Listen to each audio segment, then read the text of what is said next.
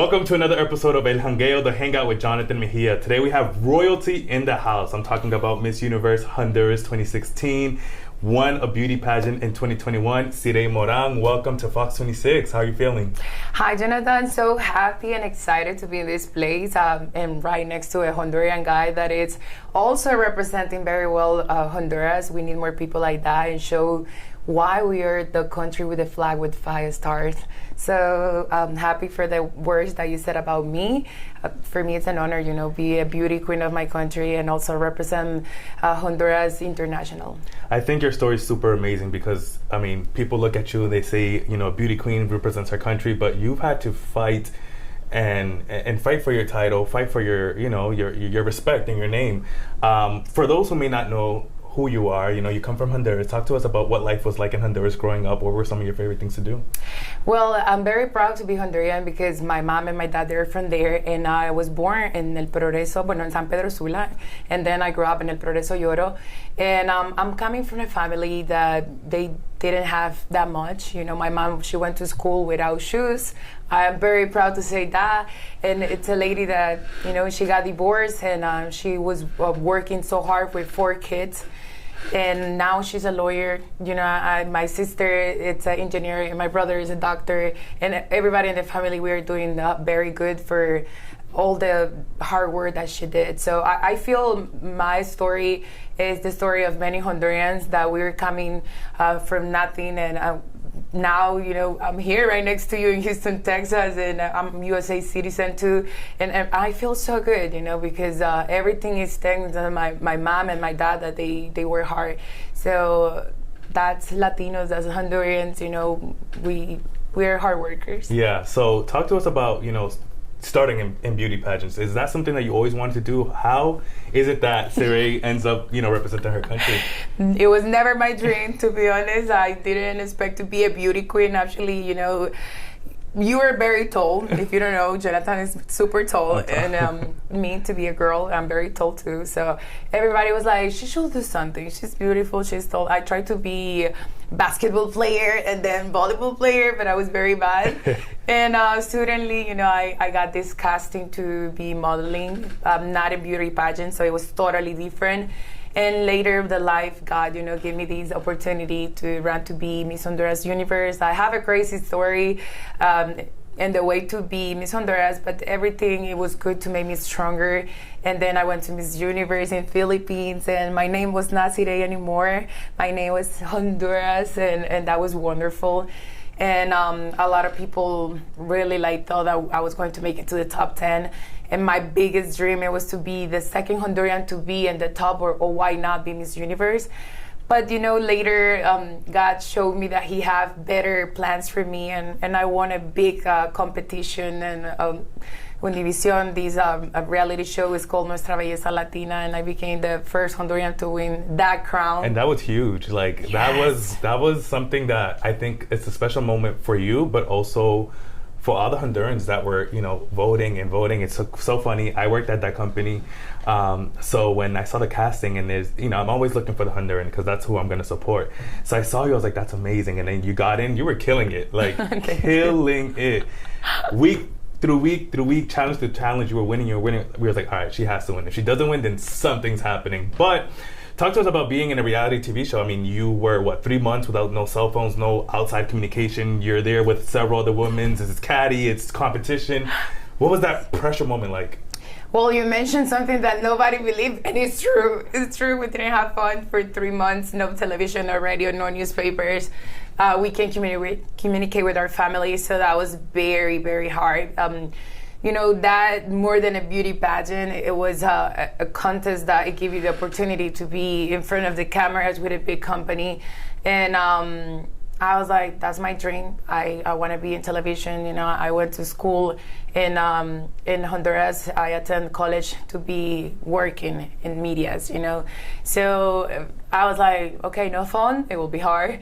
Live with 9 ladies that they also want that money and that work. It will be tough, and it was tough. Latinas, I was the only Honduran, the only Central American. And I was focused, so focused in that contest because I knew it had the opportunity for me to change my life. I have big moments like when I interviewed Don Francisco. And for those who don't know, Don Francisco is like a legendary TV man, not only in Hispanic or Spanish-speaking media, but also like global. He's a global superstar, a legend. Yes, I grew up watching his shows, and when we were in the semifinal, and I see this guy coming inside of the studio, and I have to make an interview with Don Francisco, me like having the control of the microphone, it was like, wow. And later, like, win this contest when Natalia Casco and Yaritza, when it was two Hondurans, that they tried hard to be Nuestra Belleza Latina, and they didn't get that chance. I also say thank you when I won, because I feel they opened a lot of doors for me later without to know that I was going to be the Honduran that it was going to finally get that crown for our country. So it was amazing. I feel so blessed from God, because imagine, like, never think to be a beauty queen, never think to be in the U.S., and travel into 34 countries, because I have been in 34 countries so far. My life changed a lot, and I'm very thankful for the support from my people, and also from a lot of people that is not from Honduras, but they were voting, because it's a reality show where you depend on your job, but also from the people that it's voting. The viewers who are voting. So you talk about it was a life-changing moment, and I feel like, just looking back on your life, you had several moments that marked your life, before and after. So obviously winning Miss Universe, the competition in Honduras to represent Honduras and Miss Universe, that was a life-changing moment. But then you win this reality TV show that also changed your life, and I believe you said you wanted it so much for the country, but also for yourself, because you were in debt. Yeah, it was an opportunity to work with an international TV channel. I know it's a lot of Hondurans that they have like represent Honduras in that part, but like a girl from El Progreso, I never thought that I was going to have that chance, and I feel it's a big privilege for me now, live in Miami, being in different platforms, and keep representing Honduras, and also remove that tag of a beauty queen. That is wonderful. It's a big chance, but also at some point you got to show the world that you're more than a beauty queen, more than a beautiful face. That sometimes people think, oh, she's beautiful and have a great body, but she don't have a brain. It's true. That's something that we got to be dealing. A lot of beauty queens, sometimes they mention this, sometimes they don't. Like, well, what is right after the crown? Because after you, it's another queen. Well, in Nuestra Belleza Latina, I'm lucky because I still, have the crown, because they haven't get another one. But I feel amazing, because also when I ended up working in television, I was working in sports. So you don't imagine to see a beauty queen talking about soccer and be working for the World Cup and these kind of things. And I'm very glad I was doing that in USA and also in Mexico. And I feel a lot of people, when they see my job, they know it's more than a beauty face. Yeah, or a beautiful body, So talk to us about that, because you win this competition and everyone wants to see you here in the United States. Everyone wants to see you in flagship programs like Desperta América, El Gordo y la Flaca, like all these big time programs, but they send you to Mexico, which is a whole different, viewership and population. But what was life like in Mexico City? Because whether you were in the United States or Mexico, it was a huge opportunity, like either way you look at it. Yes, Mexico is a big market for these kind of work, and it was super hard for me because they didn't see this show in Mexico. So when I go to Televisa that merged with Univision, and they're like, "What is she doing here? Why she is here?" They just see a beauty girl, how I said, and I went there. Basically, I start from zero, and I have to show them my capacity. That I have to work in television and work with the sports. And I ended up living in Mexico for almost 2 years, working with that company and showing everything, the skills that I have. But I can tell you it was not easy. It was not easy as a person from Central America over there. And in general, be a girl working in sports, you can talk with any person that it's doing that like me, and they will tell you, you got to show the double of a normal person working in sports because you are not a guy. Yeah. Right now, it's getting better. A lot of people, a lot of girls are working in sports, and especially when you're giving news or you are talking about a game, the players, very professional. But I showed the world that I have the capacity, and also I know my people feel proud of everything that I've been doing. No, of course, the whole nation is proud of you, Honduran nation. Talk to us about what you have learned about yourself, because you went through, again, several highs, but also several lows. For many people, you represented Honduras in Miss Universe, but they don't know all the stuff that you went through with the organizations. And without getting too much into details, it's out there, a lot of allegations, a lot of, you even went to New York City to police department to put a report. But what did you learn about yourself in that moment of maintaining your dignity? Well, you say something that is so true. Life is about up and down, right? And sometimes we think the down part, it's bad. But it's not bad. It's a tough moment. It's not comfortable. It's hard. But at the end of the day, that's a moment when you start thinking, you start knowing yourself more, and you understand that you're stronger than what you think. And I feel that's what I learned for everything. I remember in Miss Universe, they gotta put one word that represents you as a queen, and the word that I got, it was fearless.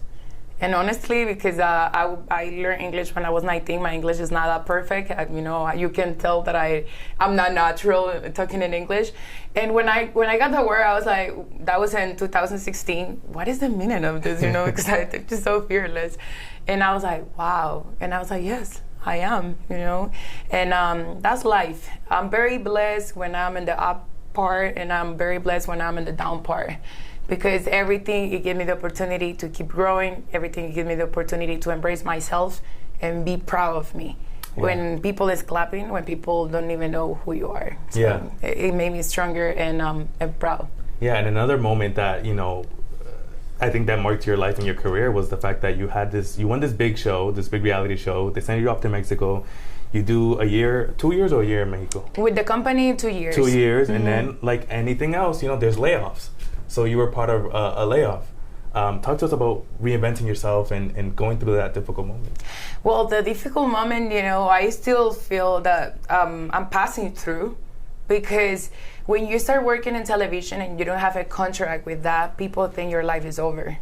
And for us, like when you understand that you've been working so hard and you won this title that you need for yourself, for change your life, and suddenly it's not like the fairy tales. It's like, wow, what happened now? I'm not with the company anymore. And I'm asking, like, why? Because I was the one that always get earlier, the one that always do everything that they want. Oh, you don't want me in Miami, you want me in Mexico? I don't want to go to Mexico, but I go to Mexico because I'm professional in my job.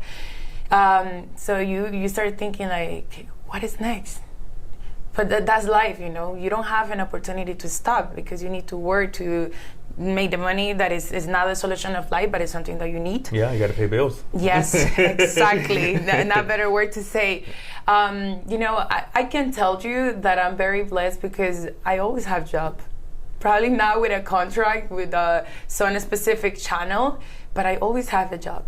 I always have money like coming inside, my pocket, and I'm like, Sirey, why you complain? This is about to be live in television. I know I can go to my country and have thousands of works, job opportunities with any channel over there. You know that I will be with doors open in Televicentro or other channels. And I mentioned that one because that's where I basically start my career. But I believe that nothing, it was an accident. I believe that God have a perfect plan for me. He showed me one time. It was not a crown in His universe. He has a better plan. So I'm like, right now, I understand that also He's trying to see His daughter, one of His favorites, because I'm one of the favorites.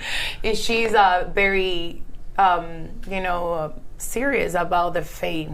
The faith that I talk, I can show him that is always, even in darkness. And I can tell you that I know something huge is coming, and record this, because maybe later when you see me doing something huge, you will be like, wow. Yeah. And, I'm just enjoying the moment. I have the freedom to be in any show or any country, doing everything, because I don't have a contract, but I know sooner or later I will be doing that. Exactly what the people want to see as a job, because job it's a lot of work, all the time. I mean, working in media and television isn't easy. It's arduous work. It's hard. But you talk about the freedom that you have, right? You have so many people who follow you. Talk to us about social media, how you use it, how you leverage it to, bring in extra money. Well, social medias and talking about extra money, that now we have the opportunity to do a lot of things like e-commerce. Also, when you post things, the platform, they pay you. Even some people are so kind to send gift, what is weird in the life in TikTok. But, my content in social medias, it's kind of like crazy how you might think, oh, she have a lot of guys who follow her. I have 50% girls, 50% guys. Many of my followers, they follow me for the sports part that I've been working in television and sports, and other ones for the beauty pageants. And it's crazy because I can post any kind of like reel or any post, but what they want to see is Sirey growing. Everybody has something specific like fashion or anything. Mm-hmm. But what I understand in my followers is that they basically eat with the fact that Sirey is growing. It's kind of like they get a motivation when they see me growing. So that for me it's a challenge. That for me it's a compromise with my people. So I try to always share the real life, the up and the down, like the good and the bad moments. And I feel everybody's right there expecting, but also they see every day that I don't stop. I don't stop in social medias, and I'm always creating something for them. Talk to us about what, I follow you on Instagram, so I see, you work out. I travel a lot. You travel a lot. 34 countries. Yes. When you think about it, it's like, did you ever imagine, Sirey, the girl from Progreso Yoro, would travel and get to see 34 countries? Never. I thought that I will have these, this big opportunity. So I've been in, right now I can say all the continents. And it's wonderful when I travel because it made me learn. I always say it's very important to read books and everything, mm-hmm. but when you travel, you live that experience with your own life. And it's amazing when they tell me like, where are you from? Because some people think I'm Asian, and sometimes they don't even know where it's Honduras. Like, oh, where's Honduras? And I feel I represent my country over there too. And any of my trips, I learn, I grow up, and I hope I can keep traveling because I love it. Yeah, I love traveling too. I've only been to 11 countries, so I have a long list to get to 34. But one of the questions that I always get is, what's your favorite country? And I'm like, it's hard to say, but for you, if you can name top 5 of your favorite countries. Well, I have been in some of these countries for work, and I've been in other ones for vacation. So I feel a country, you can choose that one as your favorite depending your experience. And sometimes, it depends on that. So it's so hard to mention 5, but for some reason, and I know a lot of people is not agree. Top 3. Top 3, right? That's easier or harder, I don't know. But one of my favorite for sure, it was Turkey. Okay. Istanbul, I love that place. I know some people that have been there, they're like, why the number 1 for you? Because I always mention Turkey as my favorite. But it's amazing, Turkey and Istanbul is the only city in the world that is in the middle of 2 continents. So one part of Istanbul is below to Asia and the other one to Europe. So those kind of things and the culture, I love it. I have to mention Honduras. I know that it's crazy, but I'm from Honduras. People, please visit my country. It's gorgeous. And another one, I love Thailand. Yeah. I love Thailand. I went there and I love the food. I love the people. But anyway, the 34 experience that I have, it's something unique. Yeah, and you get to, a part of your job, get to visit several cities in the United States. So you've been to Houston a couple times because, the people keep on asking for you. What's your experience like in Houston? What do you like about the city? Well, I was just talking to you and my friend Catherine, that she's here with me. Every time that I come to Houston is a new experience, and I love it. And also, when I come to Houston, I feel I'm in Honduras. I know it's crazy to say that, but it's so many Honduran people. I see that you have the opportunity to eat Honduran food everywhere. And I know a lot of people in other states, they cannot even, eat a baleada. That is one of our main dishes. Yes. So I love it. I feel so much love when I come to Houston. I've been in this city working in sports with Mexican teams, and they were playing here. I've been in a big festivals, Honduran festivals. And always when I leave Houston, I just go with my heart, pack of so much love for my people, and I love it.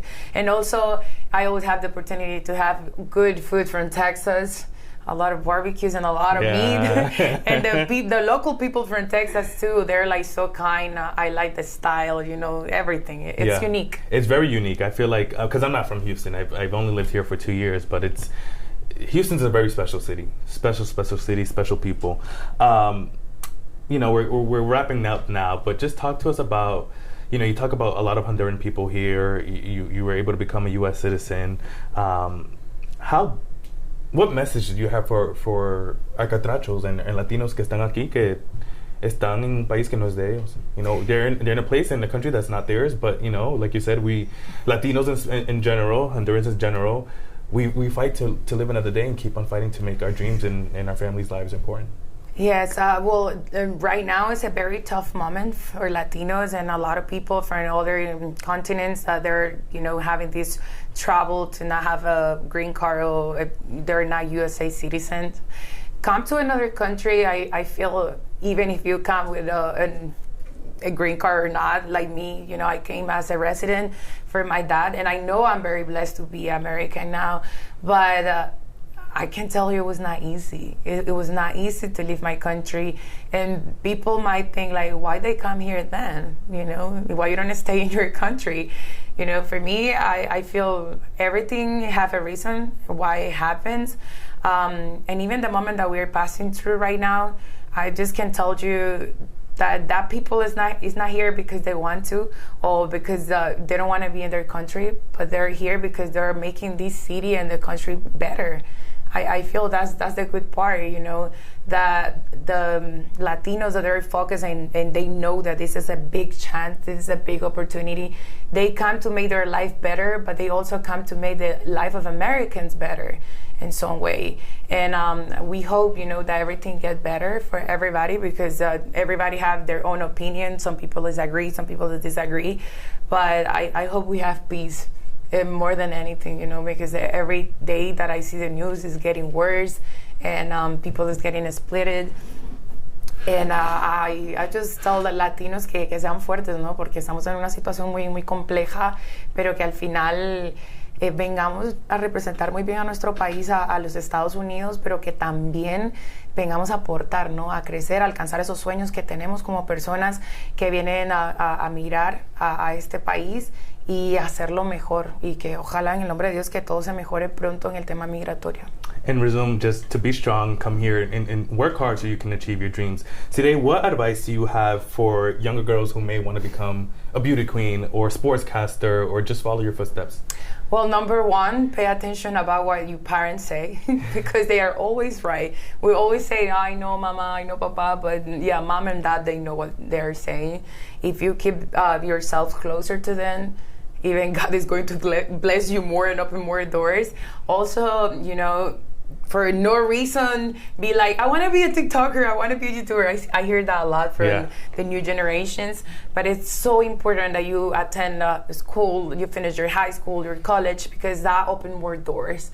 And also be focused, keep away of drugs and all those bad things that are not going to help you to achieve your dreams, and work hard, because if we don't work hard, we don't get results. Yeah, and lastly, Sirey, what would you tell younger Sirey, the little girl from Progreso Lloro, about the woman she has become today and everything you lived through? Well, to Sirey, the baby one, La Chelita, my family told me in the, in the past, I just can tell to myself, don't be shy, because I was so shy, and I feel that closed a lot of doors for me.